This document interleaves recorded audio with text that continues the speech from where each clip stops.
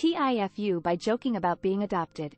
Back in 2018, my wife and I bought and took our ancestry DNA tests. Nothing odd came to light other than my Irish heritage wasn't as big as I had expected. My father, who passed away in 2017, claimed his parents came over from Ireland and that he was 100%.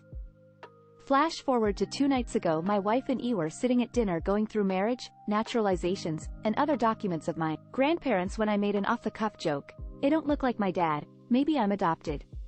2 days later, my family is together for my niece's high school play when I was trying to get my mom and her mom to take a DNA test and my wife mentioned my joke about being adopted. Later my mom asked to see me. Hysterical, she confessed that my father was not my biological father and he was always afraid to tell me for fear that I would love him less.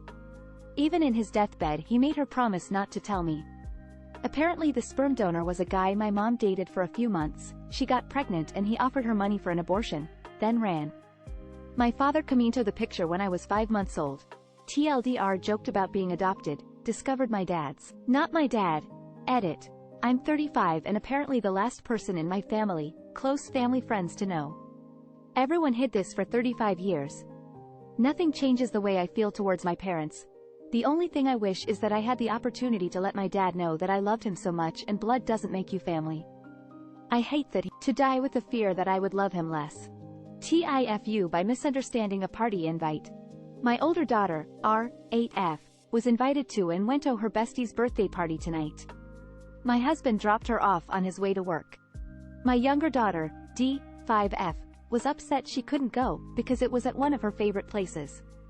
We told her not to feel bad she wasn't invited, since the party was for R's friend. D was bummed, but with help from some games, she moved on. Per the invitation, the party was supposed to end at 7 p.m. I got there right on time to pick up R, with D in tow.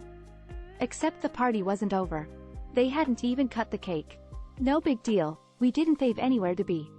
I told D to go see if she could get some cake, because there was plenty. They kindly gave her some.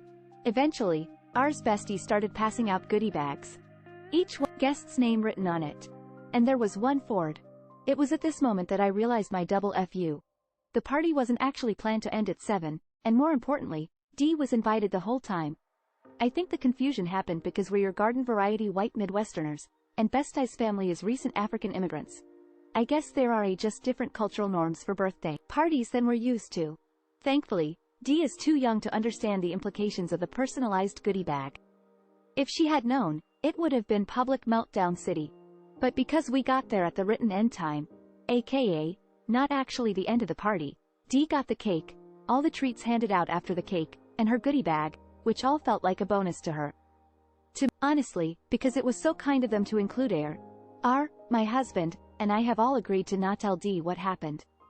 We got off easy this time, and next time, we'll know to clarify. TLDR, misinterpreted a kid's party invitation and accidentally excluded one of my kids from a party she was invited to. TIFU by telling my girlfriend she could use my computer cleaner to organize my spice rack, peppering us all. So a couple months ago GF and I first moved in together.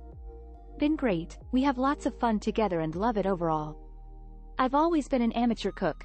I like to do recipes from different cultures and, due to that, I have many spices that I do use a lot. I always buy the bagged ones since they are cheaper, but that means my spice cupboard is always a whole mess. After months of living in our apartment, I decided it was time to get a nice spice rack and have them all in labeled containers for ease of use instead of rummaging through the mess every time I cook. Now this is the kind of task I would think to be redundant, but organizing and labeling stuff is right down my GF's alley. She just loves it and was very excited at the prospect of going to pick out pretty labels and identify my spices for me. She has a very pleasing handwriting, much more than me. After labeling all my spices, came the time to transfer all of them in aforementioned containers, from bags. This job required a funnel, which we obviously had. However, having about 40 different spices means that you'd need to wash and dry the funnel between each different spice type, and while I'd usually not mind doing it for her, I was cleaning the bathroom at the time, and thus didn't know how my GF was doing. She came to me in the bathroom while the bath was running, asking me something that I didn't quite make out, but heard the words, "Can I?" and "PC cleaner." I also enjoy building, repairing computers as a hobby, so I have an electric blower I use for dusting instead of compressed air cans.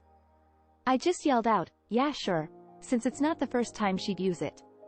A couple minutes later I realized, why would she need my PC cleaner to organize my spices? And left my things there to go check what she was doing. Turns out she was using my cleaner to dust off the leftover spices from the funnel so they wouldn't mix and match together. While explaining it to me, she did the motion of blowing in the funnel while it was right over Aspis jar, and accidentally activated it.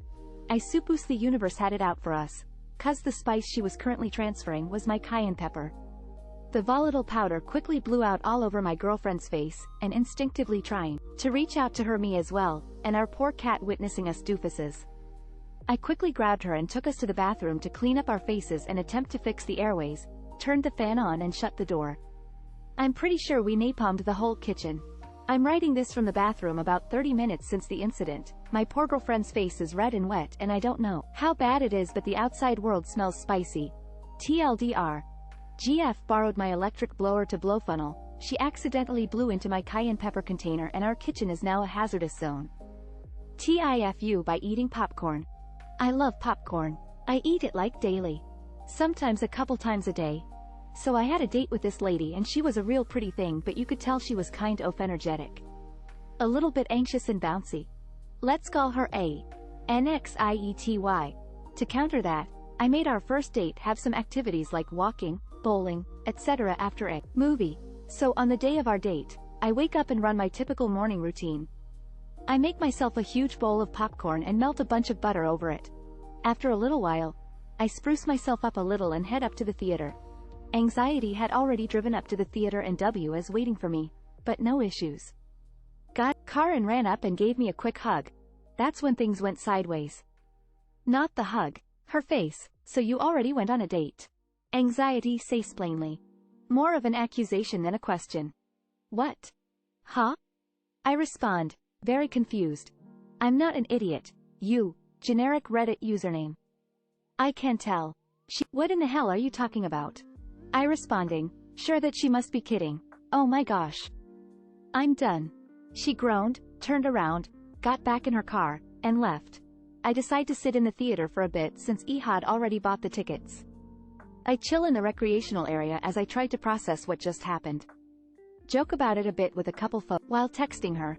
No response for a few minutes, and then I get this. You, generic Reddit username, guess what? I know you think you're oh so smart and slick or whatever booty could smell the popcorn. I don't know what kind of idiot you think I am, but I'm not going through this again. Bye. Suddenly an oh hit moment on my side. Explaining things to her, but anxiety immediately blocked my hash on texts and my profiles on social media. I never saw or heard from her again. I saw the movie, went home and dwelled on my life over a bowl of freshly made stove-popped popcorn with extra butter. TLDR, ate popcorn before a movie date. She thought I already went on another date because I smelled like popcorn. Immediate breakup and blocking of numberand on social media. TIFU by playing with my cat way too aggressively. I made this throwaway when my ex-fiancé cheated on me. I wanted to put his SS on blast online, but it never really got into doing it because I couldn't relive the details. Short background. We were together for 11 years before getting engaged. On our 10th year, I moved to a different country for a job and we agreed he'd move with me. He was very supportive. On our anniversary, he visited me and proposed. We were engaged for 6 months when I caught him heating. Anyway, this happened a few weeks after our breakup. Since I invited some of my colleagues to our wedding, we were all expats in the company, so we all became friends. I had to inform them about what happened and how the wedding would not push through. They were very, very sympathetic about it, even after I assured them I was fine. So much so that they gave me a cat so I won't feel lonely at home. A fat chunk I named Senor Goobert. Now Senor Goobs is a very well-behaved cat. He doesn't scratch or hiss and he's very chill. You can scratch him everywhere and we wouldn't I've grown very fond of him, and at this point if Hetties I am certain it would be more painful than getting cheated on. Now comes my UCK up. I bought Gooby a string toy and he loves it. His eyes just blows up and he goes crazy about it. Imagine a fat cat bouncing around just chasing a toy mice attached to a string. He was so fluffy I started scratching his. I guess he got overstimulated because I was a bit aggressive with the belly rub that he started kicking my arm away and ended up accidentally scratching me in the process. Since he never scratched me, I never noticed how sharp his claws were. The scratches were deep to the point blood was oozing out of my wounds. I immediately tended and continued playing with him. I never really thought anything of it. Until the next day when I went to the office. People noticed the bandages near my wrist, and I told them it was from the little goblin they gave me. But you said he's very chill, they asked in unison. I told them what happened and they just nodded and went on with their day. A few hours after lunch break, I got called into HR for check-in. I was a bit worried because I had no idea what they're checking in for. I got into the office, sat down the chair and immediately asked the HR, "Am I in trouble?" She said no and proceeded to ask me how I'm doing, nothing related about work, and how I'm coping with the breakup. She then said, "You know we're for you, right? And if you need help, there are orgs that can help you, such as ________." That's when it hit me. They thought I tried to off myself. I laughed it off and assured the HR that my story was indeed true and it was just a cat scratch. She laughed awkwardly and told me she still wants to assure me that they are there for me. 30 minutes of awkward convo before she let me go back to my work.